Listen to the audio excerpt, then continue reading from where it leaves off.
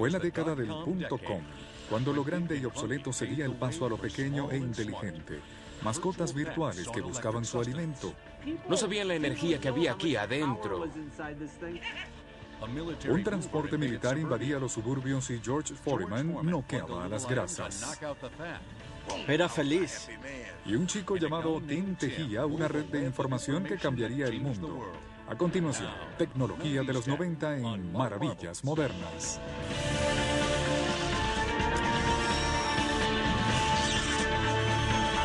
Maravillas Modernas. El gerente y fundador de la compañía, dueña de este almacén y otros 26 como este, trabajaba desde su garaje en 1995. Hoy es uno de los hombres más ricos del mundo. La alarma sonó al descubrir que el uso de la red crecía 2.300% al año, y eso fue en 1994. Y esto me hizo reflexionar sobre qué tipo de negocio podía hacerse en la red. Al darse cuenta de que el ciberespacio sería una gran plataforma para el comercio, Jeff Bezos investigó a los mejores productos de venta por correo y decidió crear una librería en línea. Amazon.com abrió su sitio web al mundo con esta página el 16 de julio de 1995. Con una oferta de más de 1 millón de títulos, la tienda virtual vendió libros en los 50 estados y en 45 países durante el primer mes. Teníamos una campana que sonaba por cada compra y en pocos días se hizo insoportable. En realidad, crecimos muy rápido. El primer año de ventas sobrepasó los 15 millones de dólares. A finales de los 90, la revista Time nombró a Bezos personaje del año. A comienzos de 1999, Jeff Bezos se propuso pasar de la venta de libros a la venta de cualquier cosa vía Internet. Estoy en Findlay, Nevada, en los 800,000 metros cuadrados de instalaciones desde donde se envían los productos que reafirman esa visión. Las instalaciones se terminaron en enero de 1999. Con pocas excepciones, el sistema es el mismo que Amazon utiliza hoy. Miles de trabajadores y más de 10 kilómetros de correas mantienen a los artículos saliendo de los estantes. Antes los trabajadores caminaban con una lista de papel con los productos de los clientes. Ahora utilizamos el escaneo inalámbrico. Aunque usamos estantes de librería, no es el sistema decimal Dewey. La persona que guarda los libros puede hacerlo donde quiera y los buscadores simplemente se les dirige a ese lugar. Una vez seleccionados, los artículos se dirigen a clasificación y embalaje. En esta parte llegan todos los pedidos. Cada uno de estos ductos lleva un orden de compra. Todos los productos llegan de cualquier parte del almacén y se envían a un ducto en particular. La clave de este sistema automatizado es la bandeja inclinada. A cada artículo se le asigna una bandeja que lo lleva al ducto asignado. Ya que las bandejas inclinadas se mueven a una velocidad uniforme, el sistema calcula el tiempo exacto de viaje al ducto asignado. En el momento justo, la bandeja suelta el producto. Al completarse un pedido, una luz indica al trabajador para que lo empaque. Cuando abrimos estas instalaciones en 1999, no sabíamos con seguridad cómo manejar este equipo de manera efectiva. Pero hoy en día, Amazon conoce los procesos con gran precisión. Y las formas de envío desde sus 27 almacenes cambiaron desde los inicios en aquel garaje a mediados de los 90. Conseguir el dinero inicial para Amazon.com fue muy difícil. La primera pregunta que tuve que responder a casi todos los inversionistas, quizás a todos ellos, fue que era Internet. Y eso era muy frecuente en ese momento. La mayoría de la gente no sabía lo que sucedía en Internet o qué era la red. La Internet. Aunque mucha gente utiliza los términos Internet y World Wide Web indiferentemente, no son sinónimos. La Internet conecta pequeñas redes de computadoras a redes mayores y finalmente a un sistema mundial de redes de computadoras.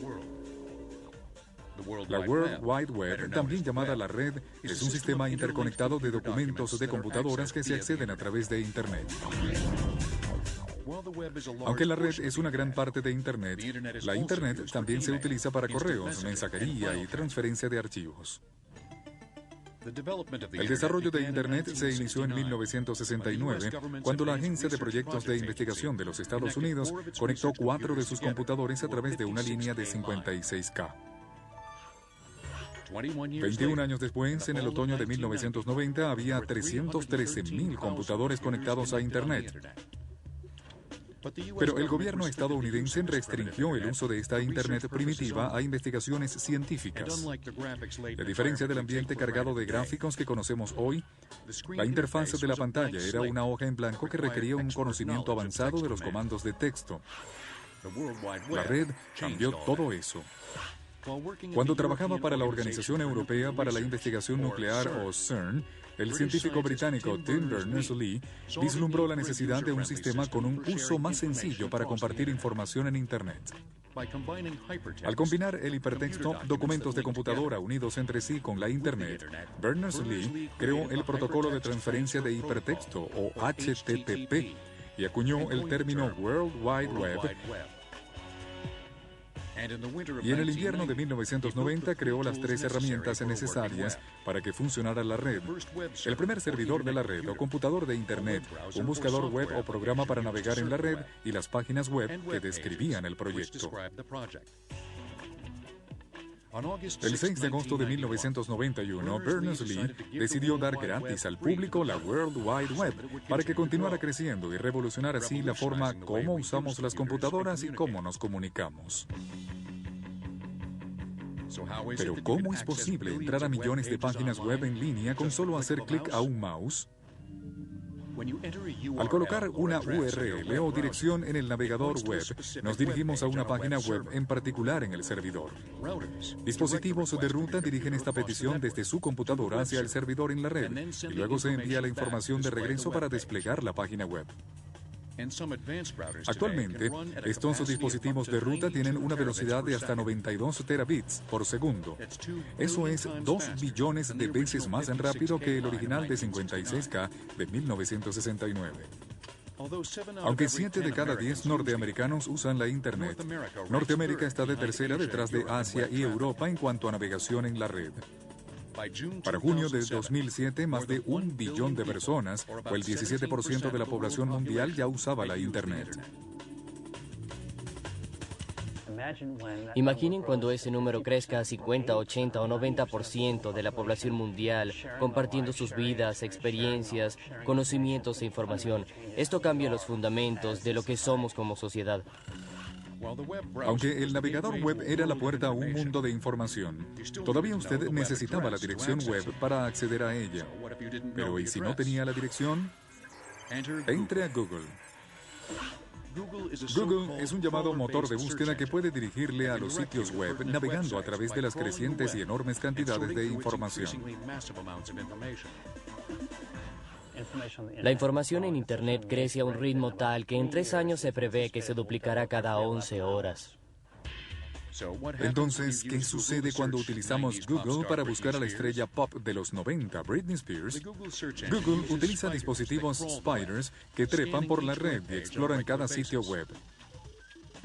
Esta data forma una lista como el índice de un libro. Cuando se introduce una petición de búsqueda, el programa de Google pasa por este índice, clasifica los aciertos y devuelve los resultados en orden de importancia. Y en este caso se hallarán más de 49 millones de resultados en 0.04 segundos. Es porque Google tiene incontables computadoras alrededor del mundo trabajando juntas para buscar en el índice. Pero este sitio tan popular no siempre fue tan interactivo. Como pueden ver, así lo dice, el índice contiene unas 25 millones de páginas y eso era bastante para esa época. Ahora tenemos billones y billones de páginas. Creado por 2 estudiantes de la Universidad de Stanford, Larry Page y Sergey Brin, Google comenzó a operar en 1998. Google, G-O-O-G-O-L, es un número muy grande. Es el número 1 seguido de 100 ceros. Y Google es un juego de palabras con la palabra Google, que representa nuestra misión de capturar y organizar grandes cantidades de información. Aunque Google no da a conocer la cantidad de servidores que tiene en el presente, algunos expertos en la industria estiman que pueden ser unos 450,000. Pero en 1998, Google apenas tenía 30 estantes para servidores como este. Cada estante sostenía 80 computadoras con procesadores Pentium 2 de Intel. Ya que el centro de datos se les cobraba por metro cuadrado, apretujaban las computadoras hasta 4 por anaquel. Para finales de 1998, Google respondía a 10,000 peticiones de búsqueda por día. 2 años más tarde, ese número creció a 100 millones. Pero los 90 trajeron muchas más innovaciones en Internet. En 1996, el correo electrónico se convirtió en la principal fuente de comunicación en los Estados Unidos, dejando atrás al teléfono y al correo tradicional. Los 90 también marcaron el inicio de AOL, el Messenger y las salas de chat. Las posibilidades eran infinitas. La idea de surfear en la red se hizo realidad cuando las personas se deslizaban de una página a otra durante horas. Computadoras portátiles. Y las computadoras portátiles de los 90 permitieron surfear en la red desde cualquier parte, pero esta innovación tiene sus raíces en los 80. Aunque hoy nos parezca absurdo, este es el origen de la computadora portátil. Esta es la Osborne 1. Esta es la pantalla. Tiene unos 12 centímetros en diagonal con capacidad de 50 por 24 caracteres sin posibilidad de gráficos. El teclado se guarda en este compartimiento. Lo cerramos y se convertía en una especie de pequeño ancla de 11 kilogramos. Pero por primera vez podías llevar la computadora contigo. Pero a principios de los 90... Esta es la tecnología de 1991, el PowerBook 170 que tenía todo lo que se necesitaba en una moderna computadora portátil. Tenía una buena pantalla, una esfera de búsqueda y fíjense cómo el teclado se coloca atrás para brindar apoyo aquí en las manos. En realidad concentra todo lo que tuvieron las portátiles que le siguieron en los años 90. Los 90 también miniaturizaron el teléfono móvil. Hicimos más pequeños los procesadores, la memoria, el visualizador, especialmente las baterías. Creamos nuevos dispositivos, como el teléfono tipo almeja, como el comunicador Star Trek. Finalmente, a finales de los 90, teníamos teléfonos que eran tan pequeños y económicos que estaban en todas partes. Casi todas las personas tenían uno. Los años 90 también conocieron la unión del teléfono celular y el computador portátil, el llamado teléfono inteligente.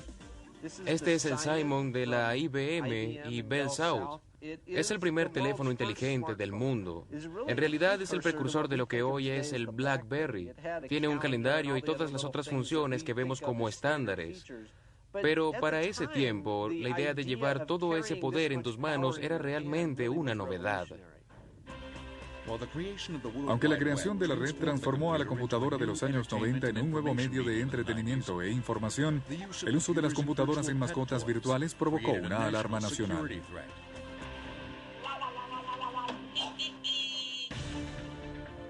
En 2007 se enviaron unos 170 billones de correos electrónicos por día. Esos son casi unos 2 millones de correos por segundo. 70% era correo basura y virus. Tecnología de los 90 regresará en Maravillas Modernas. We now return to 90s Tech on Modern Marvels.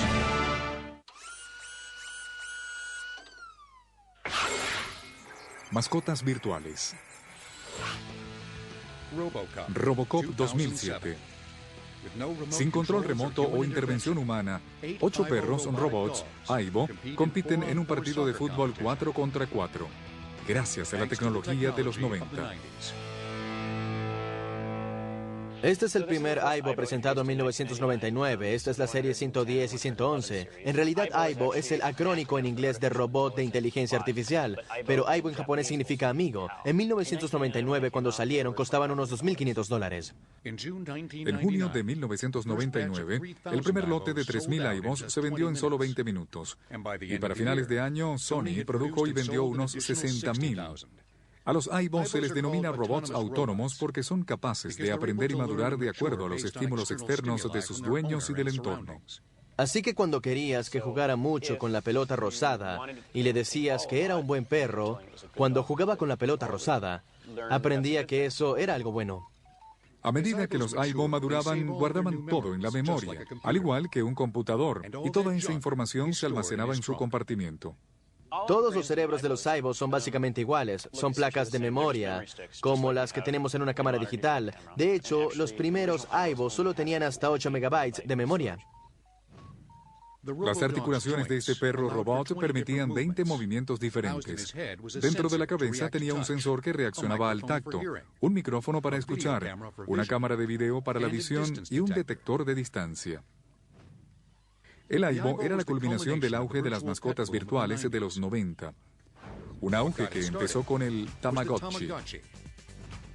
El Tamagotchi es una mascota virtual dentro de una cubierta con forma de huevo. Significa huevo en japonés. Es un bonito y adorable huevo. La popularidad del Tamagotchi irrumpió en los Estados Unidos en 1997. Era algo increíble. La gente se agolpaba en las calles para verlo. En su año de mayor auge, Tamagotchi vendió unas 40 millones de unidades alrededor del mundo. Y lo que más impresiona es que eso significa unas 15 unidades cada minuto. 3 botones permitían al dueño alimentar a la mascota, jugar con ella, verificar sus niveles de hambre o felicidad e incluso hacer la peor tarea de un dueño de mascotas, limpiarla. Y si no se le cuidaba adecuadamente, el Tamagotchi podía morir como cualquier mascota real. 2 pequeñas baterías de 1.5 voltios mantenían a la criatura virtual en movimiento y todos los comandos funcionaban por medio de un procesador de computadora. Además, tenía casi el doble de potencia que el computador portátil Osborne 1 de 1981. Inventamos la mascota virtual. Era algo totalmente novedoso. Pero solo un año después, los bichos digitales se enfrentaron a un tangible y peludo competidor. Ninguna discusión sobre los años 90 estaría completa sin hablar de Furby. Comercializado en 1998, fue la primera mascota robot autónoma. Por ser un robot, es capaz de mover cosas, como sus orejas, su boca y sus ojos. Pero también habla, y habla un lenguaje llamado Furbish. Mientras más se jugaba con el peludo amigo Furby, hablaba menos Furbish y parecía aprender más inglés. Lo que realmente hacía era revelar gradualmente hasta 100 palabras en inglés ya programadas. Debido a esto, se tenía la idea equivocada de que los Furbies repetían las palabras dichas a su alrededor, por lo que algunos funcionarios del gobierno pensaron que comprometía la seguridad nacional. De hecho, la Agencia de Seguridad Nacional en Maryland prohibió a sus empleados llevar al pequeño amiguito a sus dependencias el 13 de enero de 1999. No sabían lo que sucedía aquí adentro. No sabían cuánto poder había adentro de esta cosa y algunos se asustaron. A pesar de su reputación de traidor, se vendieron más de 15 millones de unidades de Furby al final de los años 90. El Furby costaba unos $35 en 1998, lo cual es costoso para ser un juguete. Pero cuando echamos una mirada dentro de Furby, te das cuenta de por qué costaba tanto. Era un verdadero milagro de la tecnología moderna.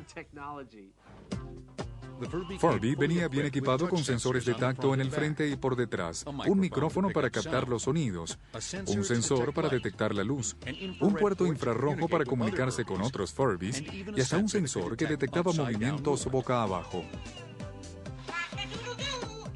Una de las cosas que les permitían mantener bajos los costos era un tipo de diseño que utilizaba un solo motor eléctrico que controlaba un sistema de levas. Así que este único motor con las levas puede mover las orejas, los párpados, la boca y la habilidad del Furby para levantarse y andar hacia adelante. El microprocesador tiene unas 4 veces la potencia del navegador lunar del Apolo. Es una increíble cantidad de poder de procesamiento colocada en un artículo tan pequeño y económico. Puede que los Furbies, los Tamagotchis y los Aibos tuvieran un auge en el mundo de los juguetes. Pero a mediados de los 90 fue el asador reductor de grasas Lean Min de George Foreman lo que dio un verdadero golpe a las ventas. Amaba este asador porque podía levantarme temprano en la mañana y comer salmón y bagels. Podía poner los bagels en el asador, voltear uno de esta forma y el otro al contrario. Podía asar ambos lados y tener listo el salmón. Ponía crema de queso. Soy feliz.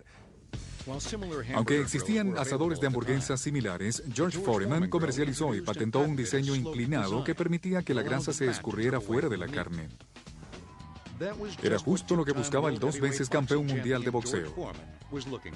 Todos me llamaban el hombre hamburguesa con queso y yo bromeaba porque todos se burlaban de mi peso. Y yo les decía que podía comer una docena de hamburguesas y luego ser el campeón del mundo. Y ahora, ¿cómo podía tener comida con alto nivel de proteína y baja en grasas? Con el asador de George Foreman. En 1995 presentamos nuestro GR10, que tenía el tamaño para 2 hamburguesas y se vendía a $39.99. Para finales de los años 90, más de 14 millones de asadores volaron de las estanterías, y aunque el tamaño aumentó para asar hasta 8 hamburguesas, la tecnología se mantuvo igual. Este es el modelo original que se utilizó para estos asadores. Tenemos un calentador pegado dentro del molde y un termostato aquí mantiene la temperatura en la superficie del asador a unos 170 grados centígrados. Y esa es una buena temperatura para hacer hamburguesas. Una bisagra flotante asegura la carne sin importar su grosor y la mantiene en contacto con ambos lados del asador. Para la compañía Salton, este asador sencillo pero revolucionario fue el que casi agotó sus existencias.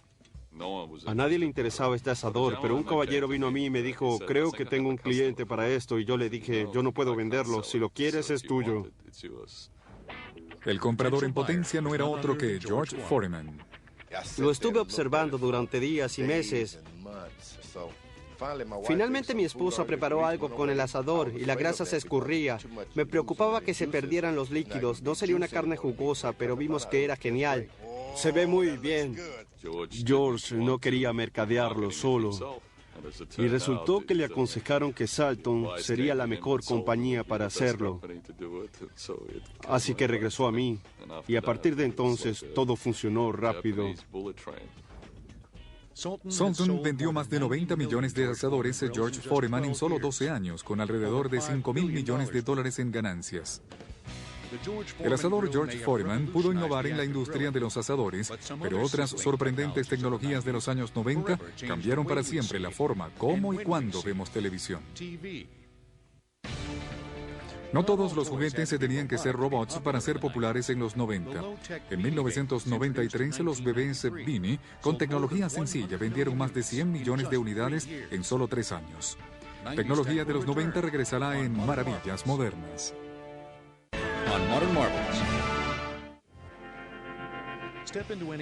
Al entrar en una tienda de productos electrónicos, nos rodean indispensables dispositivos digitales de los 90.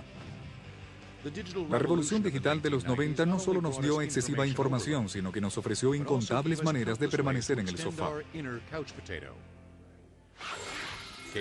Es el caso del DVD. Presentado en diciembre de 1995. A primera vista, el DVD es muy parecido al CD. Ambos tienen el mismo diámetro y grosor y la información digital se codifica en largos espirales de hoyos y protuberancias microscópicas. Pero un DVD con una capacidad de 4.7 GB puede almacenar casi 7 veces más información que un CD. Es porque los hoyos y protuberancias de un DVD son 4 veces más pequeños y los espirales son más estrechos y más largos. Y a diferencia del CD, el DVD puede tener hasta 4 capas de información, lo que aumenta su capacidad 26 veces más que la del CD. Y aunque los DVD son 3 veces más pequeños que los discos láser presentados en los 80, pueden almacenar el doble de información. ¿Y el beneficio para el consumidor? Por primera vez era posible almacenar una película entera y algo más en un disco digital. Pero eso solo fue posible gracias a otra innovación de los 90, la compresión digital. Una película necesitaba 40 veces más espacio. El disco, ya saben, el disco tendría que tener 90 centímetros o algo así para almacenar una película en su formato original. Lo que se hace es comprimir la película con un factor de 40:1 usando algo llamado compresión MPEG-2. La compresión MPEG-2 reduce el tamaño del archivo de video al reutilizar cualquier información de video idéntica. En lugar de almacenar toda la información de cada cuadro del video, la compresión digital permite que un cuadro del video tome del cuadro anterior cualquier información que no cambió. Esto significa que cada nuevo cuadro contiene solo la información de los cambios en la imagen anterior. En 1995, el MPEG-2 se convirtió en el formato estándar para la compresión de video. Y los reproductores de DVD venían equipados con un decodificador de MPEG-2. Debajo del DVD hay un láser.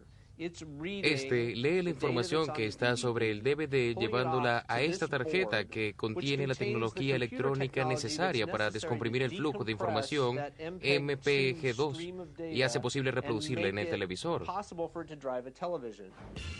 Los DVD marcaron el inicio de una era de ediciones especiales de largometrajes caseros. ¿Puede haber algo mejor? TiVo. ¿Y si pudiéramos hacer pausa y retroceder la televisión en vivo? En marzo de 1999, el reproductor de video digital TiVo, o DVR, lo logró. La gente a finales de los 90 no podía imaginarse poder hacer una pausa en la televisión en vivo y tener todos sus programas favoritos grabados al llegar a casa. A finales del año 2000, más de 150.000 TiVos invadieron los hogares de todo el país. En la actualidad, ese número sobrepasa el millón. Aquí tenemos maravillas modernas y justo ahora lo grabamos y puedo verlo y puedo adelantarlo. La barra verde nos muestra cuánto del programa se almacenó y si algo me interesa puedo parar y puedo verlo. En este momento, una de las cosas que permitieron al TiVo ser el producto que fue es que pudimos crear un circuito codificador de MPEG en tiempo real que podía convertir la televisión análoga y convertirla en una televisión digital en tiempo real. Desde aquí se envía el video por medio de este circuito que es personalizado y creado aquí en TiVo y que llamamos interruptor de difusión. Y este manda el video al disco duro. Con una capacidad de 14 gigabytes, el primer TiVo podía grabar un programa a la vez y almacenar hasta 14 horas de programación. En la actualidad, los TiVos pueden grabar 2 programas a la vez y almacenar hasta 300 horas. Incluso se pueden transferir programas almacenados a la computadora, escuchar la colección musical y crear una presentación de fotos en el sistema. Por supuesto que la presentación de fotos en el TiVo no sería posible sin la cámara digital. Y la primera cámara totalmente digital fue la Dicam modelo 1 de 1990. Esto ahora es patético con los estándares de hoy. Es la única descripción posible. Por una razón, es blanco y negro. Otra razón, tiene solo 376 por 240 píxeles o 0.09 megapíxeles de resolución y está casi atada al computador porque aún no existía la memoria flash. Sonríe, Forby. La Dicam podía almacenar 32 imágenes comprimidas en blanco y negro. No fue sino 4 años después cuando la Apple QuickTake 100 se convirtió en la primera cámara a color asequible. Pueden ver que aún no se estandarizaba la forma. Esto se parece más a unos binoculares que a una cámara digital. Tiene 640 por 480 o 0.3 megapíxeles y tiene una memoria flash, pero solo tiene capacidad para almacenar 8 imágenes con resolución completa. Apenas un año después, la Casio QV10 impuso el estándar con su visor de cristal líquido. Para 1995, la cámara digital evolucionaba a la forma que conocemos hoy en día. Tiene un lente, tiene la cámara y tiene el visor posterior que permite ver las fotos mientras las tomamos y permite revisar las fotos en la memoria. Las modernas cámaras de 8 megapíxeles son un pariente lejano de las primeras cámaras digitales de los 90. Miren lo que sucede cuando comparamos las imágenes de hoy con el límite de 0,09 megapíxeles de 1990.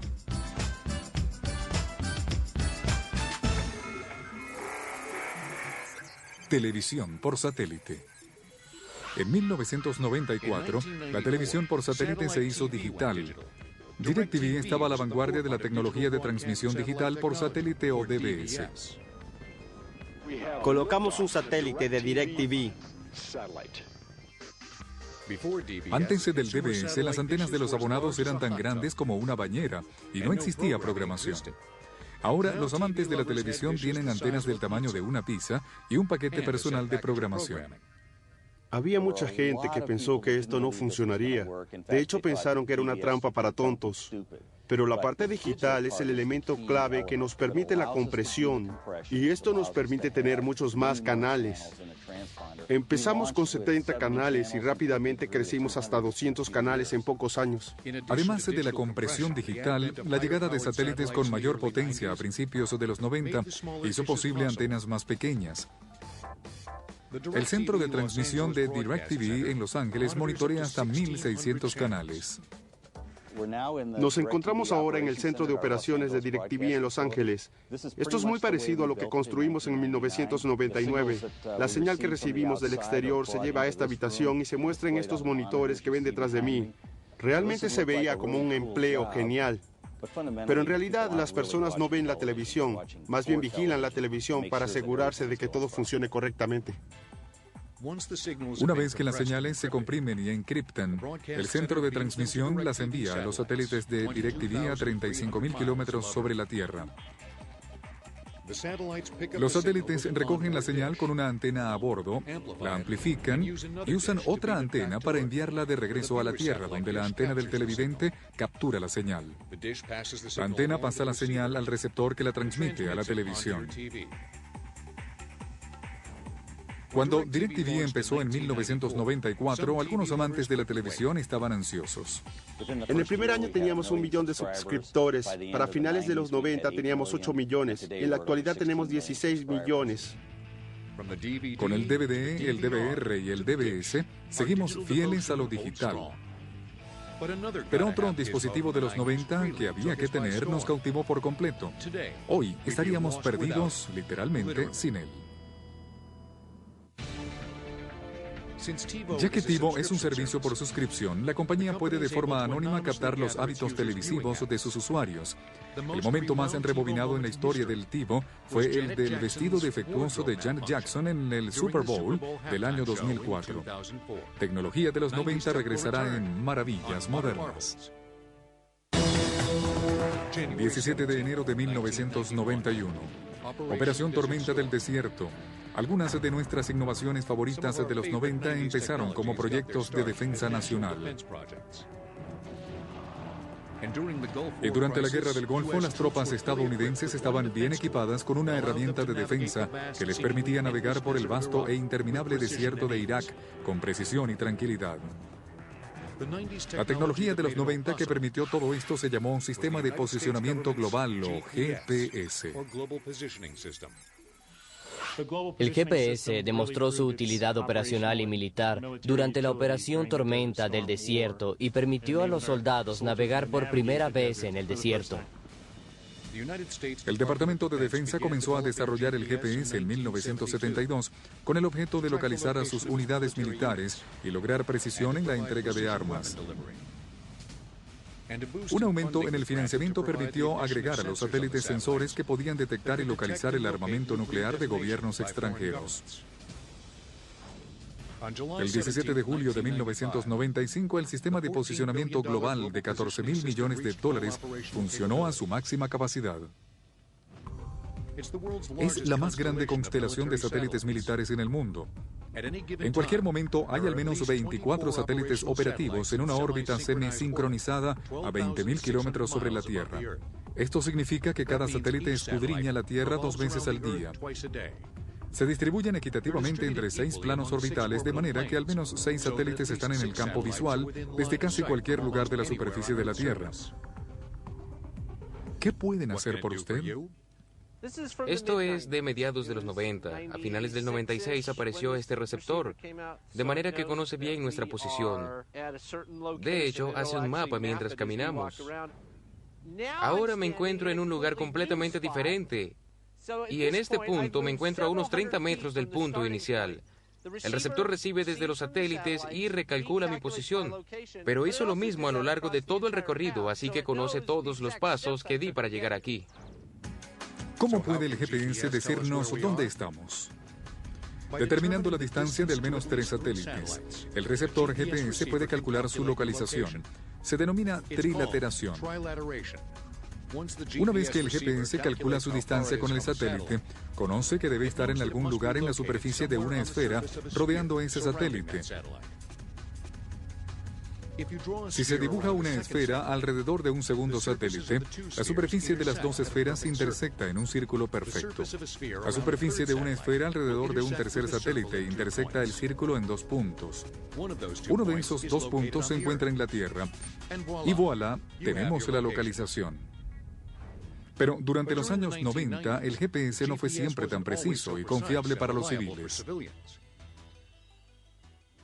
Tenía como rasgo una disponibilidad selectiva, lo cual era un error intencional para que los usuarios no autorizados recibieran como no precisa la señal de navegación. De hecho, durante los años 90, este error aleatorio, que cambiaba con lentitud, tan solo le colocaría dentro de los 100 metros de su localización. El presidente Clinton decidió en mayo de 2000 desconectar la disponibilidad selectiva. De pronto, los GPS podían identificar su posición dentro de 3 metros. En el Centro de Operaciones GPS de la base aérea Schriever, en Colorado Springs, el segundo escuadrón de operaciones espaciales vigila que los satélites funcionen adecuadamente todo el año. Tenemos operadores del sistema de satélites que examinarán un satélite. Verificaremos las presiones, las temperaturas, la rotación, la inclinación, el bandeo de ese satélite en particular para asegurarnos que transmite con precisión para navegar. Aunque al inicio fue un proyecto militar, el mercado de receptores GPS para civiles se hizo 3 veces más grande que su contrapartida militar. Así como el GPS se encaminó desde el desierto hasta su auto de alquiler, otro equipo militar utilizado en la Operación Tormenta del Desierto se encaminó desde los campos de batalla hasta los suburbios. Luego de la tormenta del desierto, la AM General Corporation llevó al vehículo militar multipropósito o Humvee y lo convirtió en el Hummer. El primer Hummer, o H1, tenía la misma potencia, chasis, carrocería y suspensión de su contraparte militar. En 1992, nada menos que Arnold Schwarzenegger se convirtió en el primer dueño de un Hummer. Pero fue en 2003 cuando un segundo modelo más estrecho y menos costoso de Hummer, o H2, salió al mercado y se convirtió en un auto muy común. En el concesionario Bergstrom en Milwaukee, Wisconsin, los Hummers están listos para realizar las fantasías de una buena aventura. Bien, para empezar iremos en 4 high y tendremos 60% de la potencia en las ruedas traseras y 40% al frente. Cuando lleguemos al primer obstáculo, que es un montón de rocas, como estaremos fuera del camino, cambiaré a 4 high lock. Esto me dará la misma tracción en las 4 ruedas. Daremos algunos saltos, pero lo hacemos con facilidad. Con 110 metros por kilo de torque o fuerza de rotación, el corpulento Hummer puede ascender por una cuesta con 60% de inclinación y subir escalones de 30 centímetros. El H1 puede incluso cruzar por 70 centímetros de agua porque todos sus equipos se encuentran sellados. Pero este vehículo todoterreno de 3.800 kilogramos tiene solo un promedio de unas 10 millas por galón. Y en el nuevo milenio no existe el paseo libre de culpas y derrochador de los años 90. Así que hay un Hummer más pequeño, el H3. Aunque el H3 mantiene las capacidades del H1 y el H2, pesa 900 kilogramos menos y es casi 45 centímetros más corto en longitud. Además, rinde 18 millas por galón, casi el doble que el H1. Puede que el Hummer trajera diversión para algunos, Puede que el Homer trajera diversión para algunos, pero otra innovación de los 90 creó un juego que se convertiría en uno de los entretenimientos más lucrativos de todos los tiempos. Geocaching es un juego al aire libre de búsqueda de tesoros alrededor del mundo. Tiene base en Internet y utiliza el GPS para esconder y buscar contenedores llamados caches. En la actualidad existen más de 400.000 caches escondidos alrededor del mundo. Tecnología de los 90 regresará en maravillas modernas. Es el siglo XXVI. Razas alienígenas invaden la Tierra. Con la guía del cañón de un arma, usted puede salvar a la humanidad. A la venta desde el 25 de septiembre de 2007, Halo 3 es el tercero de la serie de consolas Xbox de Microsoft. Solo el primer día de ventas en Estados Unidos alcanzó la cifra de $170 millones, logrando las más altas ganancias en un solo día para un producto de entretenimiento. Halo 3 es lo que se denomina juego de tirador en primera persona y sus orígenes pueden rastrearse en los años 90. Fue el 5 de mayo de 1992 cuando los diseñadores de ID Software presentaron Wolfenstein 3D e impactaron a los videojugadores de todo el país. Cuando la gente vio por primera vez Wolfenstein 3D, este mundo simplemente los enloqueció. Wolfenstein 3D era un mundo con el que podías interactuar. Como jugador asumías el papel de personaje principal. Pero el mundo 3D de Wolfenstein era cualquier cosa menos. Lo llamábamos 2,5D, porque todo lo que veías era plano, eran objetos dibujados. Es lo que llamábamos duendes, eran como tarjetas salientes cortadas con forma de monstruos. Se estiraban y reducían en la pantalla para hacerlos ver más grandes o más pequeños dependiendo de lo lejos que estuvieran. Quizá Wolfenstein 3D fue uno de los primeros juegos de tirador en primera persona. Pero fue la salida de Doom en 1993 de ID Software lo que realmente definió al género, y la lucha contra demonios malvados y zombies despertó un poco de nuestro instinto salvaje. En todo Wolfenstein 3D fue innovador e irreverente. Doom literalmente tomó eso y dijo, veré lo que tienes y lo mejoraré. A diferencia de Wolfenstein 3D, Doom era mucho más tridimensional, tenías diferentes alturas y niveles. Hasta teníamos esos tipos de paisajes al aire libre. Una de las cosas que hicieron tan exitoso a Doom es que era un programa compartido. Todos podían descargar el primer capítulo. Un estimado de 10 millones de personas alrededor del mundo descargó Doom en 2 años. Pero jugarlo no era lo único que se podía hacer. John Carmack diseñó Doom para permitir a los jugadores modificar y extender el juego ellos mismos. Modificar el juego puede significar cualquier cosa, desde cambiar a uno de los enemigos con la cara de tu jefe, quizá, hasta crear niveles personalizados. Con Doom tomé conciencia de que todos los medios que utilizamos para crearlo podían ser anulados por algo que otro podía agregar. Desde entonces, los usuarios hicieron miles de modificaciones o mods para Doom. La mayoría se pueden descargar gratis desde Internet. Doom realmente abrió las puertas, legitimó los juegos de PC y nuestra industria, e inició lo que tenemos hoy en día. Aunque los usuarios de videojuegos querían una parte del pastel de videojuegos, necesitaban mejores sistemas para poder jugarlos. Así que las consolas de juegos pasaron por importantes cambios que incluyeron el uso del disco en lugar de cartuchos. El 3 de diciembre de 1994, Sony lanzó el PlayStation, la primera consola de videojuegos que reproducía videojuegos de disco. Una consola de juegos como el PlayStation es un aparato creativo. Se coloca el CD en el lector y desde allí va a un completo sistema de computadora que funciona con el código del CD. El código se extrae, se carga en una memoria. Hay una poderosa computadora aquí y un poderoso procesador de gráficos. Es capaz de inventar las escenas que aparecerán en la pantalla basadas en la información que el usuario introduce en el controlador. La tecnología de los 90 produjo incontables ampollas en los pulgares de los adultos. Y mucha de esta tecnología está en la lista de electrónicos que nos acompañan a diario.